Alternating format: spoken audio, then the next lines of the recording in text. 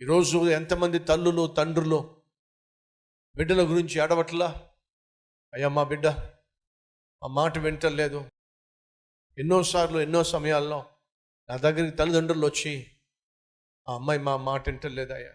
ఒక తండ్రి తన కూతురుని తీసుకొచ్చి అంటున్నాడు, మా మీద గొడవకు వచ్చారు, మమ్మల్ని కొట్టడానికి వచ్చారు, మా మీదకి వచ్చేసారు.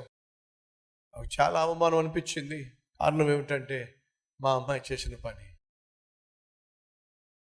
మా అమ్మాయి అబ్బాయిలకు కూడా పడుతుంది, అబ్బాయిలకు మెసేజ్లు పెడుతుంది.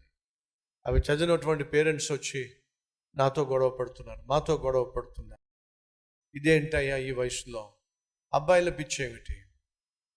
ఈరోజు ఎంతమంది తల్లులు తండ్రులు వారి కూతుర్లను బట్టి ఏడుస్తున్నారో, కొడుకులను బట్టి ఏడుస్తున్నారో. చదువుకోవట్లేదయ్యా, అల్లరి చిల్లరిగా తిరుగుతున్నాడు, ఇంటికి తాగి వస్తున్నాడు, ఎలా పడితే అలా జీవిస్తున్నాడు, ఎగ్జామ్స్ రాయటం లేదు, మా అబ్బాయి పాడైపోతున్నాడు. ఒక్కగానొక్క కొడుకు, ఏం చేయాలో అర్థం కావట్లేదు.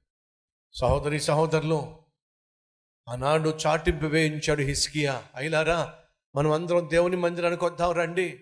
దేవుని మందిరానికి మనం వచ్చినప్పుడు ఆయనకు మనం ప్రార్థన చేసినట్లయితే చెరపట్టబడిన మన బిడ్డలను దేవుడు ఏం చేస్తాడు? విడిపిస్తాడు. మన బిడ్డలను దేవుడు విడిపిస్తాడు. రండే. అది ఆ రోజు వారి సారాంశం.